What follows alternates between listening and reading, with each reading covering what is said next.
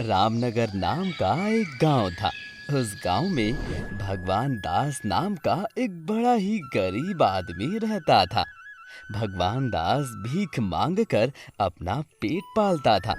भगवान दास अक्सर भगवान श्री कृष्ण के मंदिर के सामने भीख मांगा करता था। उसे भगवान कृष्ण पर बड़ी श्रद्धा थी। जब तक मंदिर के पट नहीं खुलते थे तब तक वो भीख नहीं मांगता था, और जैसे ही पट खुलते तो सबसे पहले भगवान के आगे अपना कटोरा करके कहता, हे मेरे प्रभु, मैं आज फिर तेरे दर पर भीख मांग रहा हूँ। इस भक्त पर कृपा की नजर बनाए रखना। इतना कहते ही वो मंदिर के सामने बैठकर भीख मांगने लगता। कोई उसे खाने को देता तो कोई उसे कुछ रुपए दे जाता। जब शाम होती तो वो अपनी भीख में से एक हिस्सा अपने प्रभु को दान कर जाता। रोज ऐसे ही उसकी जिंदगी बीत रही थी। एक दिन की बात है, भगवान दास ने रोज की तरह उसने अपना कटोरा भगवान के सामने करके भीख मांगना शुरू किया। लेकिन आज उसे भीख तो दूर, एक अन्न का दाना नहीं मिला।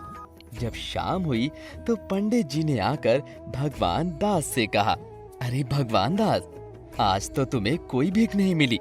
खाली पेट आज रात कैसे कटेगी तुम्हारी? प्रभु की मर्जी है पंडित जी, आज भगवान ने भोजन नहीं दिया तो आज यहीं भगवान की शरण में बैठकर ही रात बिता लूंगा। भगवान दास, अच्छी बात है, लेकिन सर्दी बहुत है और मैं मंदिर के पट बंद कर रहा हूँ, इसलिए तुम्हें बाहर ही रहना पड़ेगा। ये कहकर पंडित जी वहाँ से चले जाते हैं। अगली सुबह जब पंडित जी आए तो भगवान दास सीढ़ियों पर नहीं था। पंडित जी ने भगवान दास पर ध्यान न देकर अपने मंदिर को जैसे ही खोला तो देखा भगवान की मूर्ति से कीमती हार गायब था। ये देखकर पंडित जी बड़े हैरान रह गए। मंदिर के बाहर भीड़ जमा हो गई। सब लोग इधर उधर हार को देखने लगे।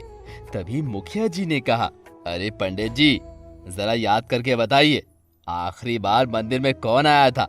आखिरी बार तो भगवान दास ही आया, जो यहाँ रोज भीख मांगता है। लेकिन कल रात तो वो यही सीढ़ियों पर सोया था।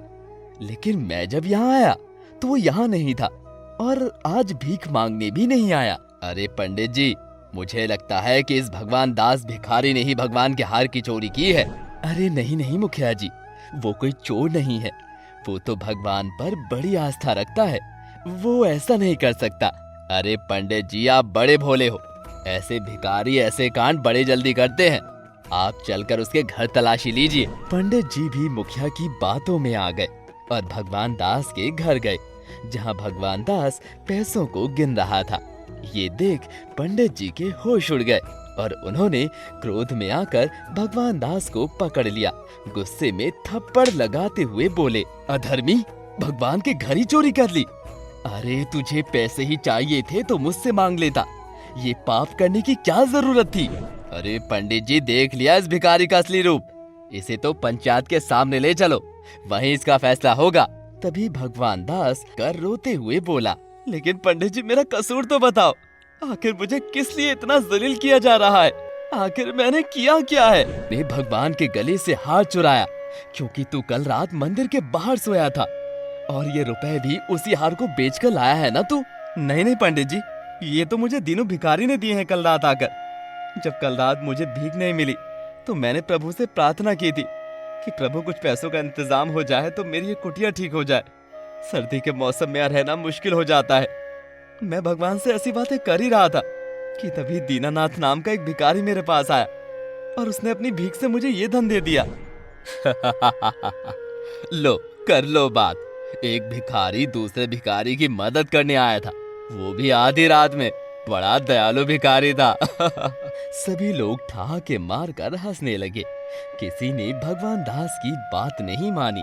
तभी मुखिया जी ने गुस्से में कहा, देखो पंडित जी, इस घोर अपराध की सजा इसे जरूर देनी चाहिए, इसलिए मैं कहता हूँ कि इसका मुंह काला करके पंचायत तक ले जाया जाए, और जब तक वो इसका धनवान भिखारी आकर इसकी गवाही ना दे दे तब तक इसे बर्फ पर बिठाया जाए, ताकि इसकी ठंड में सब चोरी करने की आदत निकल जाए।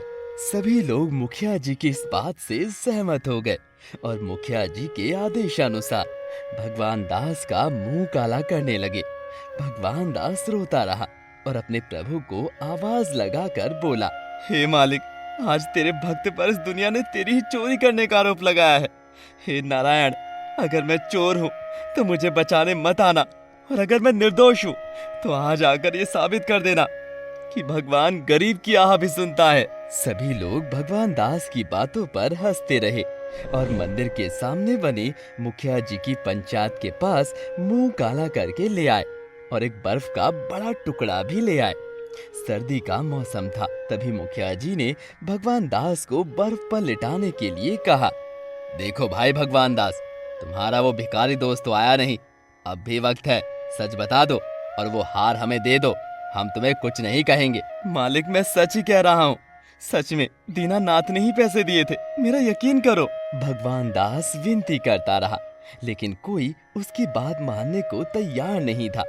तभी मुखिया जी ने उसे जैसे ही बर्फ पर लिटाया, वैसे ही एक मंदिर के पीछे से आवाज आई, रुक जाइए आप लोग, भगवान दास सच कह रहा है, उसने चोरी नहीं की है। और जैसे ही सब लोगों ने देखा तो एक बहुत ही निर्धन आदमी भिखारी के वेश में आ जाता है। तभी पंडित जी कहते हैं, अच्छा, तो तुम ही हो इसे धन देने वाले, बताओ कहाँ से आया इतना धन? उस हार से। जैसे ही सबने ये बात सुनी तो सब हैरान रह गए और जल्दी से उस भिखारी की तलाशी लेने लगे। वो हार उसकी पोटली में मिल गया। पंडित जी ने कहा, हरे कृष्ण, कैसा कलयुग आ गया है, भिखारी भी चोरी करने लगे हैं भगवान के दर से। ये हार भगवान के गले का हार है मूर्ख। तो क्या हुआ पंडित जी, भगवान के गले में रहे या भगवान के पास, क्या फर्क पड़ता है? भगवान दास चोर नहीं है, ये साबित हो गया, क्योंकि ये हार मेरे पास है, इसीलिए उसे छोड़ दीजिए। ओहो, आज एक भिखारी की वकालत दूसरा भिखारी कर रहा है। लेकिन सुन लो, तुम दोनों ने मिलकर ये अपराध किया है, इसीलिए तुझे भी सजा मिलेगी। सुनो सब लोग, इसे पकड़कर बर्फ पर लिटाओ और 100 कोड़े मारो, तब इसकी अकल ठिकाने आएगी। और पंडित जी, आप मंदिर के पट खोल दीजिए ताकि भगवान भी देख लें कि चोर को कैसी सजा मिल रही है। पंडित जी मंदिर के पट खोलने जाते हैं और जैसे ही पट खोलते हैं तो देखते हैं कि मंदिर से मूर्ति ही गायब थी। ये देखकर पंडित जी हैरान हो गए और सभी लोगों को इस बारे में बताया। मुखिया जी भागकर मंदिर की तरफ आ गए। वहाँ वाकई में मूर्ति नहीं थी। अरे, मुझे लगता है उस दीनानाथ भिखारी ने भगवान की मूर्ति भी चुराई है। अरे जल्दी चलो, उसको पकड़ो चलकर। सभी लोग भागकर जैसे ही पंचायत के पास आए तो देखा बर्फ पर भगवान के पद चिन्ह थे और भगवान दास उसी बर्फ पर माथा टेक कर बैठा था। ये नजारा देखकर सब हैरान रह गए और उन्हें कुछ भी समझ नहीं आ रहा था। तभी मुखिया जी ने कहा, अरे वो भिखारी दीनानाथ कहाँ है? मुखिया जी, आपकी नजरों ने उस दीनानाथ को भिखारी समझ लिया। वो दीनानाथ साक्षात भगवान दीनानाथ श्री कृष्ण थे। ये देखो, उनके पद चिन्ह मंदिर की तरफ जा रहे हैं। सभी लोग हैरान और चकित होकर उन पद चिन्हों के पीछे मंदिर के पास आए और देखा तो मूर्ति अपनी जगह थी और वो हार भी मूर्ति के गले में था। अब सभी लोगों को समझ में आ गया था कि भगवान ही भिखारी के वेश में भगवान दास की मदद करने आए थे। सभी ने भगवान दास से माफी मांगी